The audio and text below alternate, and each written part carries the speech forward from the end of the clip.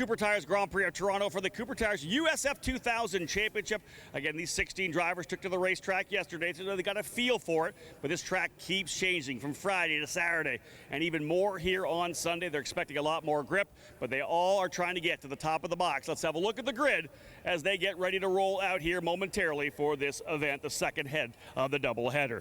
Row number 8 will have Frederick Lund from Nicaragua on the outside, the rookie driver for J. Howard Driver Development, and the number 7 starting in 16th, and Christian Weir, the number 32 for Turn 3 Motorsport. He will definitely be a driver to watch coming forward. Weir in that number 32 out of Illinois, starting in the 15th position. Row number 7, Nicholas D. Orlando had a strong run forward into the top 10 yesterday. He'll try to do it again in the exclusive Autosport number 91 machine, the rookie in only his second weekend here in USF 2000. He'll start alongside the Mexican rookie Jorge Garcias for J. Howard Driver Development. Garcias in the 9, starting in 13th. Row 12 will have Nicky Hayes out of California for Cape Motorsports, the rookie in the number 5. A strong run over the last couple of races, working his way nicely into the top 10 yesterday. He'll start 12th here today, alongside Dylan Christie from Princeton, New Jersey, in the number 11 machine for D-Force Racing. Christie starting on the inside of row number 6. Into the top 5 rows right now, Ivagoras Papasavas in the number 6 out of Ohio for J. Howard Driver Development.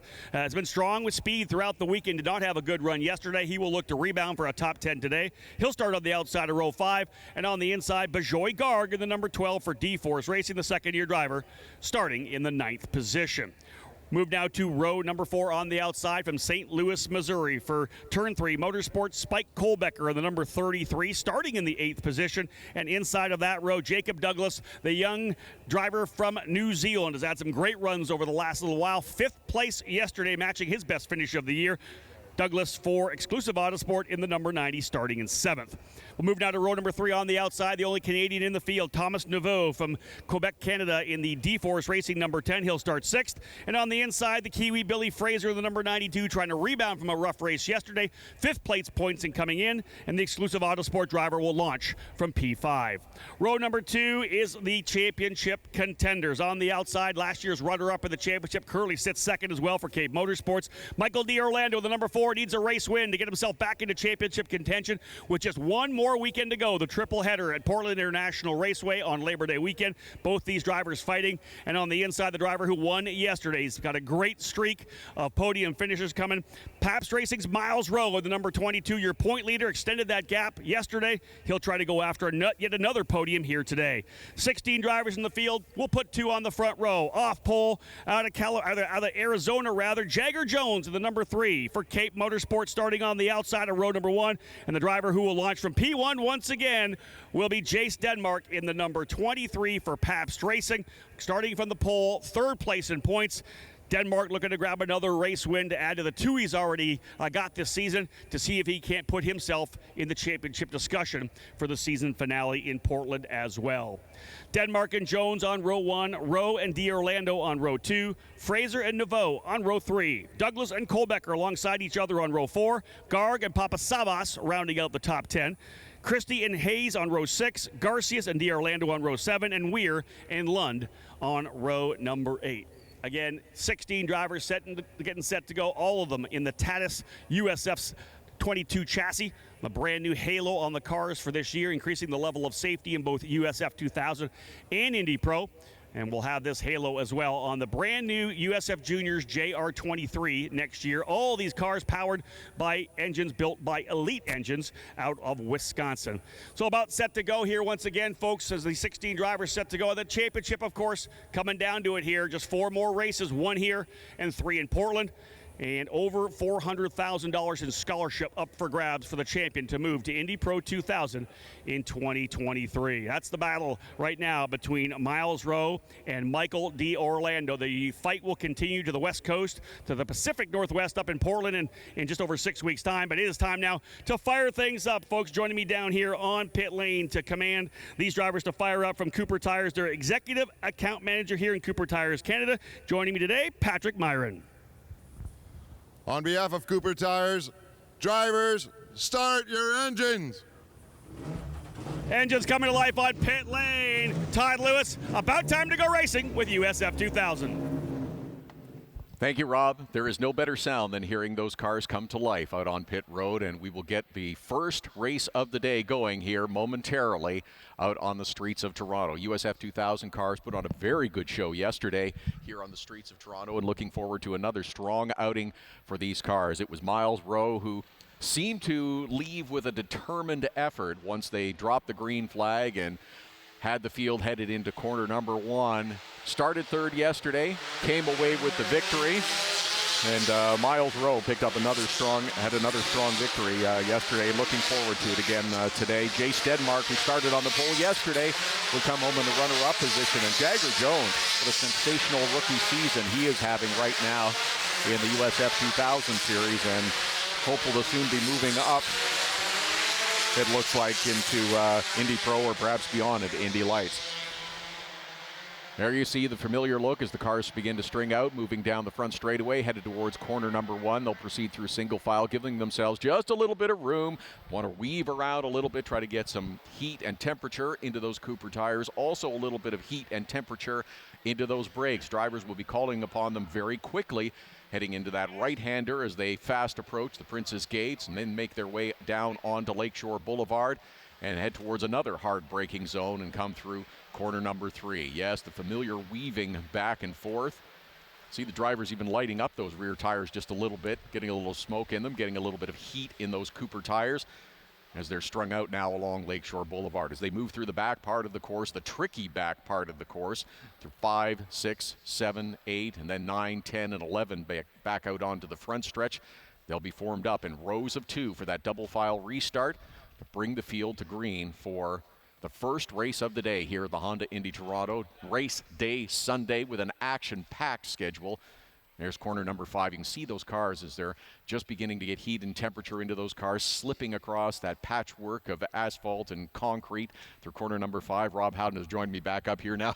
We saw cars slipping through that corner yesterday, and I expect we'll still see it today. Yeah, that's everything I heard from the drivers yesterday, although they did say the track gripped up very quickly during the race for the first time really on the weekend, having so much IndyCar rubber down, finally getting that grip they're hoping for. The drivers will pair up coming out of turn number 8, 9, 10, and 11 as we get set to go racing for a 20-lapper to cap off the doubleheader for the Cooper Tires USF 2000 Championship. And again, Denmark on the inside, Jones on the outside. Stragglers trying to get up to the tail of the field. They'll line their way up into turn number 11. Time to go racing here in Toronto. Field set in the hands of Denmark. Green, green, green. Underway, and look at Denmark keeping the bottom of the racetrack. Big wide sweep around the outside. How's it going to be coming through turn number 1? Very slippery through there. They'll work their way around the corner. Indeed, clean so far through turn number 1. Again, drivers in the back trying to get aggressive. Always an opportunity to make an overtake in the opening lap, and you'll see a bit of a swerve there up front as they're trying to hold back the drivers behind him. That is Jace Denmark to the lead, I believe, in the number 23. Look at that, 2, 3 wide further back. Big run around the outside. Almost some contact for second and third. That would have been D'Orlando, I believe, and Rowe. They'll work their way through now turn number 4. And there's a driver who's gone off. One driver is slowed coming through, and they've kind of got caught up behind each other through turn number 3 up to turn number 4. Otherwise, everybody clean and green through that corner, and they work their way now out of turn 5 through the quick turn number 7. And Todd, opening lap, cold tires, although you could probably go flat out through 6 later in the race. Not quite yet because they haven't got those Coopers up to temperature. No, everyone accordioned up a little bit going through corner number 3, and as they come around to start completing that first lap, then the tires will warm up just a little bit. Miles Rowe, a bit of a loser in that opening lap, dropping down a couple of spots. It's D'Orlando and Fraser that have jumped up into the 3rd and 4th positions respectively as lap number 1 goes into the book. Yeah, Jace Denmark the lead coming across the line. Jagger Jones into second. Michael D'Orlando. No, that is still Rowe in second. So Rowe still runs second, like we may have an issue with live timing. Yeah, Rowe is in the second spot visually here. Live timing has him falling down the order, so potentially an issue with a transponder here for Rowe. They'll get that figured out, so we'll keep that in mind as we look at the live timing throughout the session. There's a battle further back there between Douglas and Fraser. That's the 2 teammates at Exclusive Autosport, I believe. Going at it there, trying to get the position done. Fraser down the inside of his teammate Douglas. Move Fraser up a position. Douglas will go back. He's going to watch out, though. He's getting attacked by Spike Kohlbecker in the 33, who will be on the outside for turn number 5. Coming through cleanly, and indeed Douglas able to hold it off, because that's not a pass you could make coming out of turn number 4 like that, Todd, side by side. The other driver's got the inside of a very slippery turn number 5. Definitely definitely not one of the optimal passing zones here on the track. That would be corner 3, corner 8, corner 1 sometimes as well, an opportunity to overtake, but definitely not through corner 4. But starting to find their way through. Jace Denmark out in front once again. We'll wait and see if the timing and scoring has corrected. But yes, Miles Rowe is still running second to Jace Denmark. Yeah, so not working right now. The issue for transponder on Miles Rowe. So Denmark leads. Rowe runs in second. Jones third. D'Orlando fourth. Fifth is Thomas Nemo. Sixth, Billy Fraser. Seventh, Jacob Douglas. Eighth, Spike Kohlbecker. Ninth, Ivagors Papasavas. And in the 10th spot is Nicholas D'Orlando. Trouble for Nicky Hayes, a top 10 finisher yesterday. He had to come to pit lane early, and Hayes rolling out of pit lane again. Whether he started from pit lane or had to come to pit lane, an issue for Nicky Hayes in that number 5 machine. Hayes at Huntington Beach, California. It's a rookie season, but Todd, second half, he's been looking really good. I can see the pace starting to come out of Nicky. And that's what you said usually happens with these rookie drivers that come into the USF 2000. A lot of them coming straight from karting. Sometimes takes them a few races, a few events to get their feet under them, get familiar with the cars, and then begin to move up. But looked like Nicky Hayes had a bit of a problem on the opening lap. Yeah, he fought his way up into the top 10 in points. It really has only been Jagger Jones is the only rookie in the top 10, but Nicky's got himself into the top 10 with some really strong runs. 4 top 10s in the last 5 races for Nicky in his first year here in the program. So we hope to see Nicky back in 2023 for a sophomore run, and that's when we really see these drivers dial things in. Denmark, Rowe, Jones, D'Orlando, Naveau, Fraser, all second-year drivers. One of the most impressive kids here in Toronto right now, though, is Jacob Douglas. He has really dialed things in over the last couple of races. Just kind of cautious at the start of the season. Didn't have the results probably he wanted to feed that momentum, feed that confidence, but it happened mid-season for Jacob Douglas. Had a really good run, a couple of top 5s now on the season. Douglas trying to work his way up the points, potentially into the top 10, currently 13th in points, but definitely knocking on the door of a top 11. And if he continues to put the results in as he has, you can see Jacob Douglas eventually end up in the top 10 in points. And again, he will be a driver to watch 100% in 2023. Understandable that it would take a few events, maybe through half the season or so, to get your feet under you, and it's like drinking from a fire hose. Yeah. As soon as you jump into this USF 2000 series, there's so much more from karts or other disciplines that these drivers will come into. You're learning about how to handle bigger, larger cars. There's a little bit of aerodynamics, a little more power, and it applies differently than what you've been used to. Yeah, and one of the big things we talked about is how to maximize the tires when you're qualifying, right? Qualifying is so important. You qualify in the top 10, you're probably going to finish in the top 10. The odds on that, the percentages are so much higher, and if you're struggling and you're qualifying 11th, 12th, 14th, whatever it may be, you put yourself behind the 8 ball from the very get-go, and that's what we're seeing. Once the drivers start to get a feel for these Cooper tires, figure out how to really maximize them during qualifying, they find themselves stepping up. And again, as we said, Jacob Douglas, really good example of that. He qualified 8th in Mid-Ohio, finished 5th in the first race. Qualified 11th, finished 7th. Qualified 4th for race number 1 here, ends up finishing 5th. Dropped a spot, but when you're qualifying up front, the odds of a better finish are coming, and it's great to see Jacob Douglas really kind of dial things in. But he's in the middle of a fight right now for sure further back. Watch this. There is 5th place running Thomas Naveau. Then we got Fraser and Douglas battling it out. Those are the 2 exclusive Autosport drivers. They are on it. The second-year Fraser with his younger teammate Douglas right on him, but Ivagors Papasavas and Spike Kohlbecker are right there as well.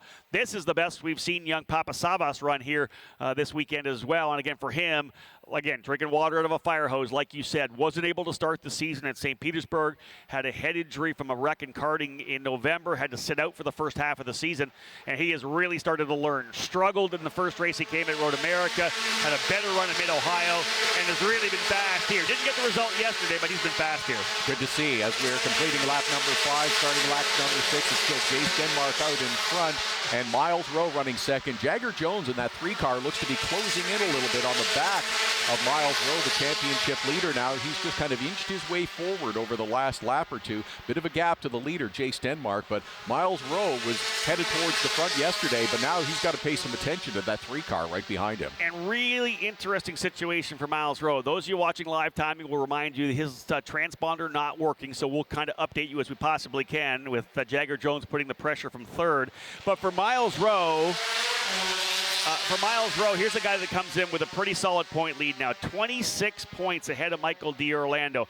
We only have 4 more races left. This one here today and 3 in Portland. He's in a position right now where he doesn't really have to throw it all away, right? A second place position here, as long as he's in front of Michael D'Orlando, is still a victory, all told. He's trying to keep this run of 7 podium finishes he has going, running P2 right now. If Jagger Jones gets aggressive and goes by, even if he gets through, it's still fine because he's in front of D'Orlando. This is when you can start thinking championship, right? They'll tell you at the start of the season, I'm not thinking about the championship at all. I'll just win races, let it take care of itself. But when $400,000 was on the line, maybe at the end of the season, you start thinking strategy. Well, you might start think about it. And yeah, this is a problem in corner number 3 as we've had someone go off and knock the rear wing off there. That is Billy Fraser in the Corpay exclusive Autosport machine, and a rough run of races has continued for Billy Fraser as he was battling with his teammate Jacob Douglas. That is at the end of the Lakeshore Boulevard, turn number 3.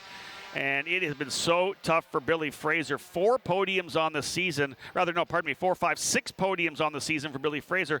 But his results in the last number of races, 19th, 14th, and 13th. It has been a struggle for Billy Fraser. And being told we do not have the replay on that one. So sorry about that, folks. We're not really sure what happened there. But Billy Fraser with both the front wing and the rear wing coming off the exclusive Autosports Corpay Tatus. So again, this will be a weekend for Billy Fraser to forget. He'll have to go to Portland to see if he can't cap this season off with some good results and then move to the next position in his program. Probably thinking about Indy Pro 2000 next year for Billy Fraser. But after a promising start to the season, the driver sits 5th place in points. Just did not have a good weekend in Mid-Ohio or here as well in Toronto. That's a tough way to finish up a weekend, having contact like that with some pretty significant damage to that USF 2000 car. But as you mentioned, now the focus will become you have to, as a driver, be able to put the difficulties behind you and focus what's on ahead. You can't change it. You can't fix it, what's gone on. So now you've got to focus on 3 races and a triple header to wrap up the season that's coming up at Portland in a few weeks. Yeah, and just like any driver, if you can have a really good weekend in the final, the final weekend of the year, the final races of the year, it really kind of puts the exclamation point on the season, leaves a good taste in your mouth. We may have a look at this this incident. In fact, we are going to have a look at this. We've got a replay, so let's have a look at what happened coming down here into turn number 3. There's the leaders coming through. This is going to be Jacob Douglas, potentially trying to go to the outside with his teammate. Oh, Jacob gets right into the back of Billy. Oh, that's the teammate, Jacob Douglas, the exclusive Autosport, getting into the gearbox, trying to come from drivers left to right. He was making the move to the left side of the racetrack. Billy Fraser kind of came through. Spike Kohlbecker collected in that one, too, in the 33 with nowhere to go. Wow, that's difficult for all these young drivers here who are looking to cap off this run to Toronto with some success, at least a positive result. And coming down into that braking zone, it looked like potentially he was defending a bit to the left side. Douglas trying to come back across to the right side of the racetrack. Contact spun him around. That is, again, we had Matt Clark with us here yesterday. That is the major no-no right there, right, when you're talking about 2 teammates. Whatever you do, don't take out your teammates, and that's tough. Douglas holds on right now for P6, but they were running 6th and 7th. And again, of course, as we said, Billy Fraser trying to get back after a tough day yesterday. That's just a really tough one to take when you're a driver. Especially for Billy Fraser, as you mentioned, he was just trying to defend. He had the contact upset his car from behind. And how about Spike Kohlbecker, who simply had nowhere to go, could not get on the brakes in time, and it was simply collateral damage in that incident. Well, you're into the braking zone, right? This happens in the braking zone. So you're literally jumping on the brakes as fast as you can. And when you're on the brakes, one of the things that when you lock the brakes up, the tires are 100% braking. You have to release the brakes to allow the tire to turn. You can only ask 100% out of your tires, and if you're full lockup, I don't care if you have the wheels turned, it's not moving. 8 laps complete as we remain under full course yellow. Looks like we're going to get it close to restarting this race. Jace Denmark leading. Miles Rowe and Jagger Jones are your top 3. Lights are out on the pace car. Yeah, Michael D'Orlando in 4th spot. Thomas Naveau in 5th. Jacob Douglas 6th. Ivagors Papasavas in 7th. Nick D'Orlando back up into the top 10 again in 8th. Dylan Christie in 9th. And Christian Weir from deep in the field started 15th. He's taken advantage of some of the attrition here to work his way up into the top 10. Field now working their way back out. And yeah, we're going to go back to green flag racing. Jace Denmark will put lap number 8 in the books when he comes across the line. We're racing once again here after that short caution for the incident between Billy Fraser and Jacob Douglas. It'll be an interesting conversation there in the debrief room after this event for sure. And again, drivers back down, heads down, working their way forward. And Jace Denmark, Todd, 2 wins on the season already so far for Jace Denmark. 1 at St. Petersburg, 1 at Road America.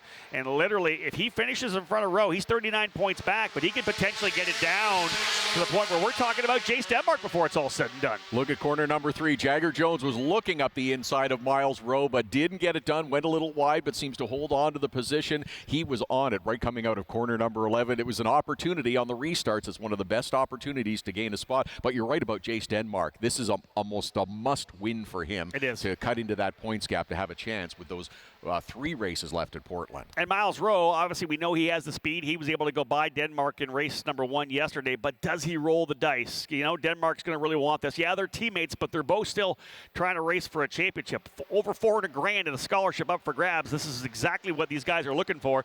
Denmark's like, no, you're not going by. And this could be interesting to see how this plays out. Rowe could potentially just settle back and take second, grab those points ahead of Michael D'Orlando, although he's thinking of, well, hey, if I get by Denmark, I may put Denmark out of it. You know, I don't want this to be a 3-driver battle when we get to Portland. I'd like to make it a 2-driver fight. So, you know, I'll tell you this, though, Miles Rowe always tries to go to the front. 7 consecutive podiums, 5 wins on the season so far, and we'll see whether or not he pulls the trigger or holds on to P2. Whether you're fighting for a championship, whether you're trying to be rational, there's $400,000 in scholarship money that's available. Problem heading into quarter number 3 there. Yeah, that was a big lockup down the inside. I believe Douglas potentially looking to try to get by there. He may have lost a spot. I think maybe, no, he's trying to get by Thomas Naveau, I believe. So the top 4 coming through. Yeah, that is 5th, 6th, and 7th. That is Thomas Naveau, Jacob Douglas, and Ivagoras Papasavas. This is as high as Papasavas has run throughout the season so far in this shorter season that he's had. He needs to be smart here. Don't throw away what could be a good result. Papasavas currently running in 6th. Right behind him, Nick D'Orlando, Dylan Christie, and Christian Weir as well. So we got ourselves some really good racing here in USF 2000. That's 2 good bunches. The top 4 and then the next 6, all nose to tail through the top 10.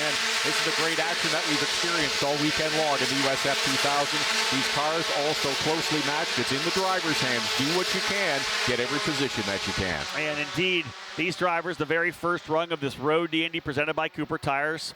We'll have drivers coming from our new USF Juniors moving up into the program next year. They'll have that experience in our USF Juniors program. We'll see them go to USF 2000. And, of course, all these USF 2000 drivers with an eye on the Indy Pro 2000 category. 80 more horsepower, more downforce. We'll see them after IndyCar warm-up this morning. We're just past the halfway point now. 10 laps down, still 10 to go here in the Cooper Tires Grand Prix of Toronto. And Jace Denmark looking for that 3rd win of the season, which would make things so interesting going into Portland for the finale on Labor Day weekend. Will we have a 3rd driver in the discussion to potentially work his way into the championship fight come race number 3? But look at this. Jagger Jones got that podium yesterday. He's hungry for a bit more. Jones currently sitting in the 4th place in points. Quite a ways behind as the drivers come to pit lane. That is Jacob Douglas. A pit lane in the exclusive Autosport machine. I'm going to say probably incident responsibility and a drive-through penalty. I would bet that they looked at it online on the replay, and the race directing saying, yeah, Jacob, you got into the back of Billy. That is going to be incident responsibility. And how tough is that as Douglas coming back out? This is a double hit to exclusive Autosport. Remember, they were running 6th and 7th in really good position. Douglas gets into the back of Fraser, takes Fraser out, and then a drive-through penalty. So they were running to potentially have 3 top 10s alongside Nicholas D'Orlando. So, yeah, not a good day for exclusive Autosport, all told, here in USF. And just as we're talking about that, things are really heating up front between Jagger Jones and Miles Rowe, the 2nd and 3rd place runners. The battle heating up, and now Miles Rowe seems to have closed on Jace Denmark. There's a lot of different scenarios in this front-running quartet right now. Look at the storylines. Denmark is trying to get himself back into the championship fight, so he needs this race win. Miles Rowe with a 26-point lead coming into the day. He'd love to get back out front, extend that a bit more. Jagger Jones currently P4. He wants another victory. He's trying to get wins to end the season, to cap things off in style, but then back in P4, maybe even more urgency for Jagger, or rather for Michael D'Orlando in that 4th spot as he's trying to get himself back into championship contention. attention, but we're being told Jagger Jones has lost the front wing. Contact. So look at Jagger Jones falling back. He's able to continue, but he loses all that downforce at the front of the car. The balance is going to be horrible. We'll see how long he can hold on. There's still 8 more laps to go for Jagger Jones, but he's just not going to have that front grip when he tries to turn that car at the end of the straightaway here. It looks like that was the result of that aggressive move up corner number 3, and the cars got a little close together and a little bit tangled, and Jagger Jones loses a front wing and now will bat a little further back in the field once again. And I'll say this right now, when we built these new cars back in 2017, the move from the Van Diemen chassis to these Tatis USF, it was 17 now the USF 22. We minimized the amount of actual aero downforce to try to get away from that aero wash, to allow the drivers to pass a lot more. So it's a lot more mechanical grip as opposed to downforce. So this may still give an opportunity for Jones to hold on. But you can see him locking the front up there. He doesn't have that front grip. It's not going to overly kill him. He may be able to hold on to a top 10 finish, but this has moved Michael D. Orlando up into the 3rd spot with an opportunity to potentially close on Miles Rowe. Tough one, though, for Jagger Jones. Wow, what an education Jagger Jones is going to get trying to handle that car the rest of the way to the finish with no front wing. As you mentioned, the aerodynamics not as dramatic as they used to be, but there you see him slipping back. He's going to lose another position back to 4th. Yeah, the Canadian Thomas Naveau now working his way up into the 4th position for D-Force Racing, as it's just tough right now for Jagger Jones. He's trying to hold on the best he can without that front wing. Just cannot carry as much speed in some of the faster corners here now. You just don't have that front grip. The car's going to have that understeer all the time, especially at the end of the straightaway here, and that's where they're going to be able to eat him up coming out of 3 over to turn number 4. Yeah, there's Papa Sabas right there now on Jagger Jones. Dylan Christie has worked his way up as well. Nicholas D'Orlando, Jorge Garcias, Christian Weir.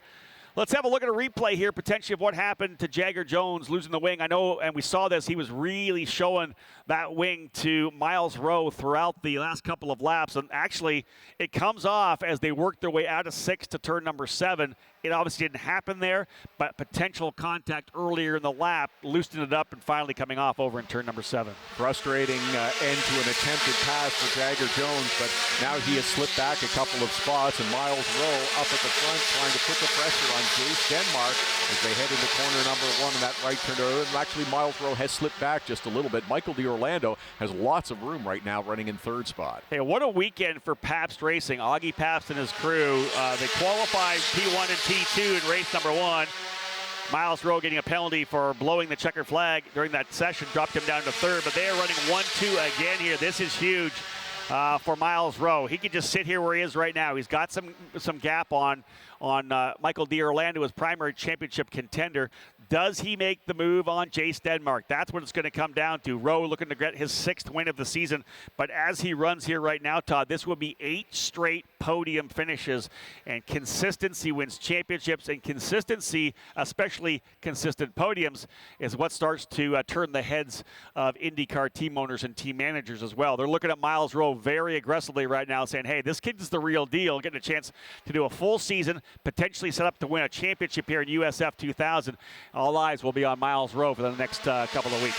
We talked a little bit about Miles Rowe yesterday during race number 1, where he was able to move through from 3rd at the start to take the victory, that he is a very interesting individual in that he has a dramatic and creative side, an artistic side to him as well, with a film and screen study degree at Pace University. Our director sent me a note yesterday saying he was very interested in helping strike a set while they were doing a documentary and asking questions and curious. But you want that in a race car driver as well. He's seeking information and looking for new opportunities and new ways to be innovative. Maybe there's a new way to look at a circuit, make a pass in a different area. Yeah, it's the creative mind that will be an intriguing component of Miles Rowe's career as a driver over the next number of years. Through turn number 5, Jace Denmark looking for race win number 3. As we've talked about, though, 5 laps to go.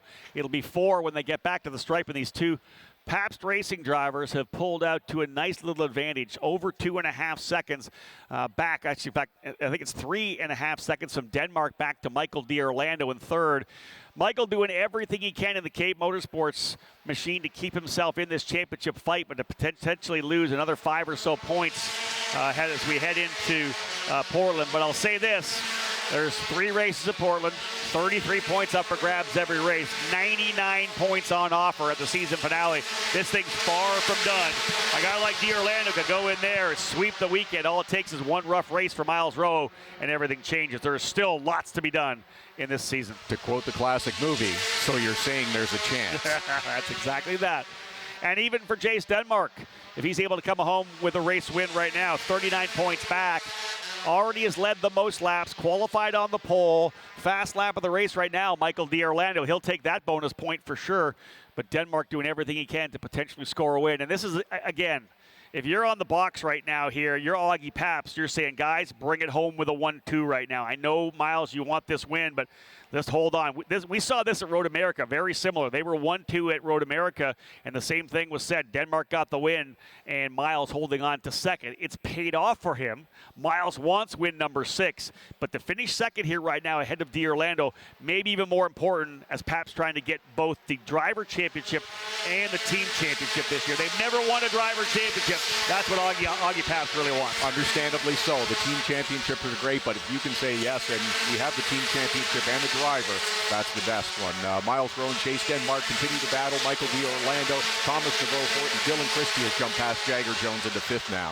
And Frederick Lund just came out of pit lane, and that's him right there in front of them, I believe. No, that's the number 9 of Garcia's, and we are full course yellow. Driver's gone off. That's the 91 of Nicholas D'Orlando. That is the 3rd exclusive Autosport car.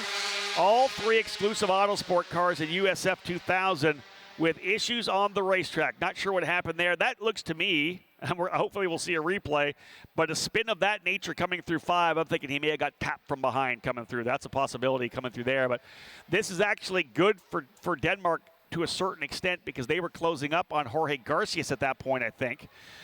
So obviously they get a chance to press the reset button. And the key here is how fast are they going to be able to get this fixed, because you can see to the right side of the AMR safety crew truck there's some damage to the wheel of Nicholas D'Orlando. He'll fall to the tail of the field. This thing could end under yellow.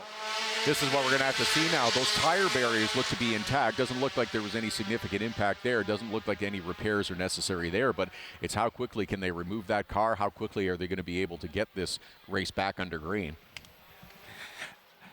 We'll have a look at the replay right now. What happened here with Nicholas D'Orlando? That was over in the Cooper Tire corner, turn number 5, as he ended up looped around. Here they're coming through as they're working their way through the car. No, literally just lost the rear end of the race car. I thought potentially looped around. He was right there behind Jagger Jones trying to close it. Just lost the rear end of the race car. And at that point, you're really along for the ride, and we'll see what kind of contact is made. Yeah, damage to the left rear, contact on the concrete wall. Just lost it. There's a great shot there from the other angle, just mid-corner. But Todd, we talked about this throughout the weekend, didn't we? That particular, even when I went to the track walk, that part, that brand new concrete there, unbelievably slippery. And throughout the weekend, these drivers have all kind of tried to ride the ragged edge there. How much corner speed can I carry? Well, Nick D'Orlando just carried a little too much. It's a tricky corner, that left-hander through corner number 5. It is a large patch that has been put down to try to smooth out and level out some of the bumps in that area. The trade-off is the surface is very slick. It doesn't have a lot of adhesion to it. So drivers, we've seen them experimenting a little bit too. Some drive it a little tighter, some trying to drive out a little bit wider and arc that corner through. But this one just gets caught out with Nick D'Orlando. And I know they're doing the best they can here, but we're going to put lap number 19 in the books when they come back around. I don't see us going back to green flag racing here. Jace Denmark leading right now over his teammate Miles Rowe. Michael D'Orlando runs in 3rd. Thomas Naveau 4th. Dylan Christie up to 5th. Started 11th. 6th is Jagger Jones. 7th is Christian Weir. 8th, Ivagors Papasavas. 9th, Jacob Douglas, able to come back up into a top 10 after the drive-through penalty. And Jorge Garcias rounding out the top 10 as they run on the racetrack now. Like I said, when they come back around, unless we're able to go green this next time around, that'll be lap 19. When they come back, even if it were green, we would end up seeing the checkered flag as well. There's the number 6 as well, falling to the tail of the field. Some issues there for Ivagors Papasavas. Again, he was running in, I think, the 8th position, and he is off the racetrack, or at least stopped down in turn number 3. That is definitely going to end this one, because when they come around, it'll be white flag, still with the yellow flying. So I got to say, It looks to me like Jace Denmark is going to get his 3rd win of the season and put himself most definitely back in championship contention heading to the season finale in Portland. Another one of the AMR safety crew members looks like they may be on their way to check out Papa Savas and see what caused him to stop there. Just unusual to see a car stop unless there's some sort of mechanical issue or previous problem that has reared during this yellow flag, but the rest of the field beginning to circulate, and looks like we're going to come around, and I didn't see if the pace car ducked in, but I don't know how we're going back to green. We are back to green flag racing with Papa Savas down in turn number 3. They'll work their way into turn number 1. We are back racing again here in USF 2000. They'll come through turn number 1. And indeed, they are leading their way through 1 over to turn number 2. Good start there for Jace Denmark as we are back to racing. Maybe Papa Savas able to get back underway down in turn number 3. No, he's still there. Waving yellows down into the corner for Papa Savas. He's down to the outside of the racetrack. They'll work their way in here right now and waving yellow, so no passing at all. Everybody's got to stay in line, slow down a little bit. I believe the thought is here to try to get this race finished under green. Indeed, they're back underway. Everybody's stacking up behind Jagger Jones, who's still holding on without that front wing. But we're still racing. Just no racing whatsoever in turn number 3, the primary passing opportunity. But we did go back to racing. Denmark with his teammate Miles Rowe right behind him. Michael D'Orlando looking to potentially try to get himself back in. Here comes D'Orlando, move to the inside of turn number 8. Book it. He's through. No contact. Contact between the 2 drivers in turn number 8. They're able to continue. Somehow able to continue, but contact between the 2 championship contenders. This will blow things wide open again in the championship chase. There's front wing damage as well for the number 22 of Miles Rowe. That was it, folks. Michael D'Orlando said, it's now or never for me. I got to make a move here. And that was coming to the checkered flag. And how does that shake things up? We have to find out where Rowe finishes because we don't have him on the transponder. He's not P2. He went back quite a ways. Jace Denmark's going to get the win. Thomas Naveau up into 2nd. Dylan Christie in 3rd. Michael D'Orlando ends up in 4th. I'm not sure how far down Miles Rowe ended. He's going to be probably 5th, 6th, or 7th. Maybe, potentially P5. It's looking like they were able to come out together. So Naveau, Christie able to get through. 1 driver's in the tires over there in turn number 8 as well. So, wow, the final lap, exciting as expected. And you can see coming out of turn 7, we have not seen an overtake in that turn 8 corner yet this weekend. But for Michael D'Orlando, I got to think in his mind, like, I have to make a pass here right now. I can't let him gain more points on me. He's 26 points back. It was going to be potentially 30 or more heading to Portland. I like the move. You throw it down the inside, aggressive move to the bottom, and it looks to me like Miles Rowe might not want to give it up. Did not look like he wanted to give it up. He was trying to squeeze over and leave a little bit of a lane, but not certainly open the door to allow Michael D'Orlando through. But that is full send by Michael D'Orlando through corner number 8, and that is a very tricky corner at the best of times, but to complete a pass through there as well. Wow. I'd love to see a replay of that if possible to see what happened coming into the corner because that was some pretty exciting racing. Jace Denmark, 3rd win of the season. We'll talk about that before we potentially find this replay. Thomas Naveau, the Canadian, up on the podium to P2 as he's able to come through the inside. Watching that happen right in front of him. Dylan Christie puts 2 D-Force drivers on the podium. Michael D'Orlando somehow able to bring it back. And let's talk about the strength of these Tatis cars. He was up in the air coming through turn number 8 on the exit, ends up slamming back down and somehow able to get himself back to start finish to complete the top 4. Strength and safety of the chassis, and we're going to get a look at the replay at this pass by Michael D'Orlando, who went full send up the inside, and there you see the 2 of them kind of come together, and look at that car bounce through the air. Yeah, and again, so he bounces through the air, hard contact with the wall as well. You can see the 2 D-Force drivers sliding through. This is the contact further back. That was the driver who was running behind the number 3 of Jagger Jones as he's able to come to P4. I believe the driver going to the tail there might have been Papa Savas. No, I'm trying to think of who it was that fell down the order. It might have been Bajoy Garg. Bajoy Garg finishing 12th potentially. Or no, Christian Weir, that's who that was. The 32 of Christian Weir, that's the driver involved. They've been able to redo the live timing for us. So Denmark with the win, Naveau and Christie on the podium. Michael D'Orlando ends up in 4th. Rowe in the 5th spot. Of course, these results all unofficial. Jagger Jones holds on for 6th with no wing. Jacob Douglas back to 7th after a drive-through. Jorge Garcias in 8th. Christian Weir 9th, and Nicky Hayes rounds out the top 10. But that was indeed Christian Weir trying to go on the outside of Jagger Jones through that corner to try to make the pass happen. And again, think about that going in there with no front wing for Jones. There's no way he's going to be able to get the car turned. Exactly. He's carrying so much speed in there and trying to get through that corner, and there was just no room around the outside. But what a dramatic start to the day here at Indy Toronto. What a way to kick things off with USF 2000. All right, I'm heading down to Victory Lane. I'm sure there's going to be a very excited Chase Denmark down. All right, thanks, Rob Howden. We'll have victory ceremonies for USF 2000 coming up in just a couple of minutes. But we had ourselves some wild racing in this particular day.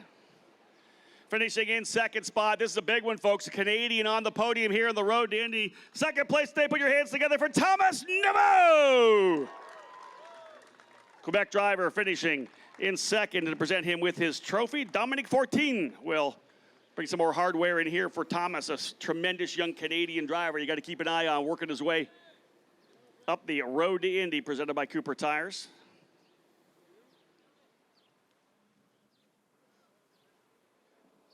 One more position on the podium, folks.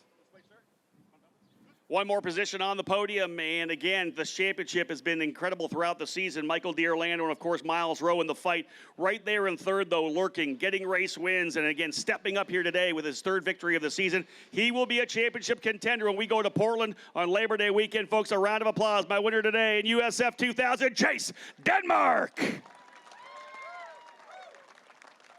Jace, a lot of pressure, 2 pole positions. You were able to get on the podium yesterday, but to have your teammate pushing you like that behind you, you know you needed this win today. Yeah, it was very high stress. I mean, it's always every race where it's a really high stress situation, so really happy to get it done, and how everything turned out was just great. Well, you put the pressure on them, right? You're up front. They got pretty aggressive behind. Michael D'Orlando making moves. You had to understand that was probably going to happen behind you. If you got out cleanly, you had a chance to go for your 3rd win. Right, and calculated defending was definitely a key role in doing so. So just happy how everything turned out for Paps and myself. Makes things a little more interesting in Portland, doesn't it? For sure, for sure. I'm excited. Who do you want to thank today? All of Paps for getting the car ready after the big crash in practice, and Radford and my parents and everyone who makes it possible. Thank you so much. Well done, man. There he is, folks. Chase Denmark for Pabst Racing, the winner today. Let's bring up that P1 trophy from Cooper Tires. Patrick Myron will present him with his 3rd winning trophy of the season. Driver to Scottsdale, Arizona in the Pabst Racing machine. Another victory for Pabst as well. And this, like I said, 2 Pabst drivers and 1 Cape racer in the middle of the scrap for this championship. This is going to be a lot of fun to watch as this season wraps up on Labor Day weekend at the Portland International Raceway. Another fantastic Green Savory event as well. That track up in the Pacific Northwest is tremendous. A lot of great passing opportunities there as well, especially coming into the festival corner. This is it. The future stars of the NTT IndyCar Series here in the Cooper Tires USF 2000 Championship. And a tremendous drive for Dylan Christie from deep in the field to work his way up into 3rd spot. 2nd place for Thomas Nouveau, the Canadian, on the podium. And as I said, Chase Denmark was his 3rd win. We'll bring our guests up here from Cooper Tires for some photo op action. Again, fantastic to have all of our guests from Cooper Tires here joining us this weekend. And in the Indy Pro 2000 category, L&W Supply. We had the kids on track folks here yesterday as well. The rookie racers had a chance to work their way through our paddock as well. Just been a really fun weekend getting back north of the border here to Toronto, an event that everybody loves coming to. Of course, the rabid and well-educated racing fans of Canada always enjoying seeing the future stars, because these are the guys you're going to watch in IndyCar over the next couple of years, and that's the beauty of this. These are the guys that will be around for the next couple of decades running in the NTT IndyCar Series. Our championship still fully up for grabs. Over $400,000 to scholarship to move to the Indy Pro 2000 category in 2023. The dream of every one of these drivers to continue on with that scholarship money. I think we're good to go. Let's bring that champagne up here for the celebration. What a great way to start the day. Some really epic racing. The drivers didn't leave anything on the table. That is for sure today. Guys, congratulations. Go at him. Jace Denmark, third win of the season. Putting himself right into the championship fight. He's your winner over Thomas Naveau and Dylan Christie. More racing to come here, folks. IndyCar, of course, out for a warm-up. And then we'll wrap up the day of Road to Indy competition with the L&W Supply Grand Prix of Toronto for the Indy Pro 2000 Championship. More to come with the Road to Indy after IndyCar warm-up.